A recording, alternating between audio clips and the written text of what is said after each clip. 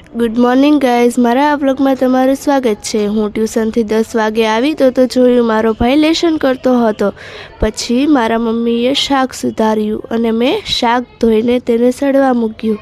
પછી તેમાં થોડાક મસાલા એડ કરી તેને મસ્ત રીતે વઘાર્યું અને પછી તેમાં રસો કરવા માટે પાણી એડ કરી પછી ધાણા જીરું નાખીને તેને ડેકોરેશન કર્યું। પછી હલાવ્યું ને બાજુમાં જોયું તો બટેકાનું શાક સડતું હતું।